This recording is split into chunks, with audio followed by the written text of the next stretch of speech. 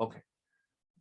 We discussed the first camp of scholars who believe that the miracle of the Quran is inside the text.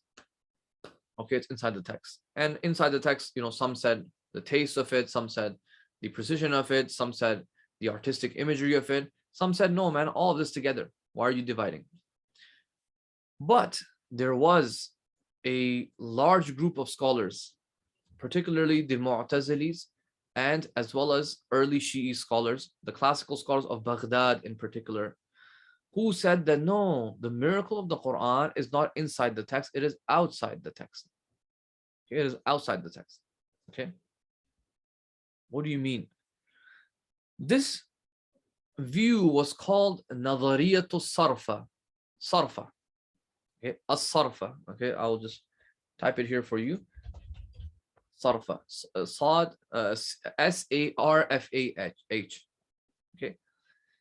Ṣarfah is a theory or a view proposed by a very, very important Mu'tazili scholar called Abu Ishaq Ibrahim al-Nadham. Al-Nadham, call him al-Nadham, died in 231.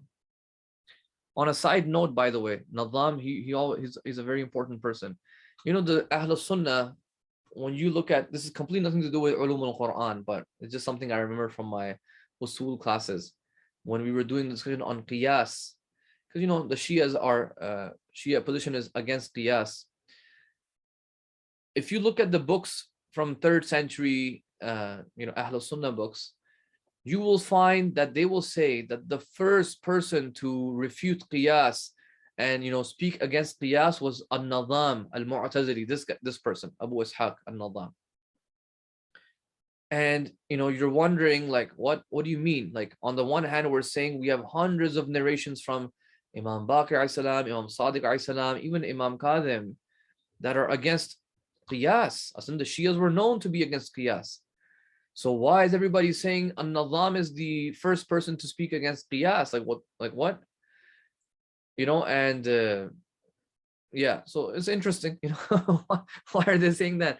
Because the assumption then that would mean that all of our narrations are like fabrications made up later on, because nobody seems to have known this.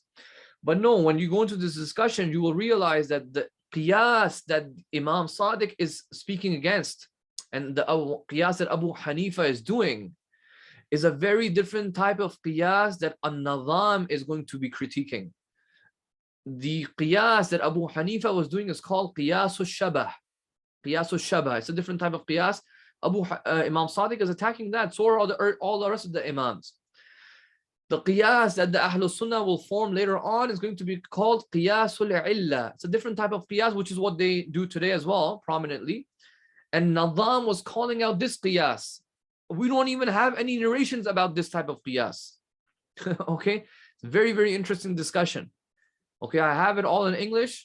I don't know when I will ever get an opportunity in my life to publish those on Iqra, because it's very, very lengthy discussion, and it's very, very technical as well. But it's a good discussion, man. It was a good discussion. Anyways, I went off on a tangent. So this Nadham, who's anti-qiyas, he also said, no, I'm also anti-understanding of Ihjaz al-Quran, that it is inside the text. He said, no, it is outside of the text.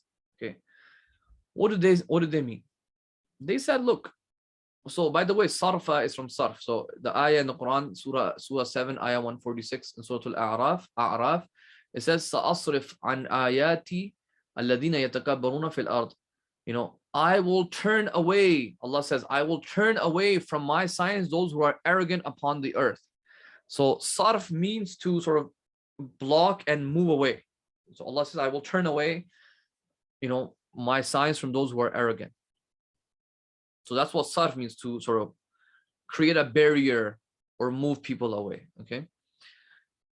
In our discussion, it's referring to a concept that you have this Quran. Okay, you have this Quran, and it has this text. It's a masterpiece of literature. And there's a challenge to come bring something like this.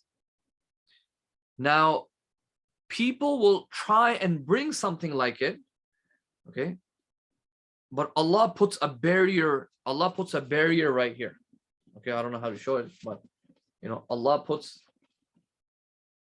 a barrier right here, and you cannot enter the text.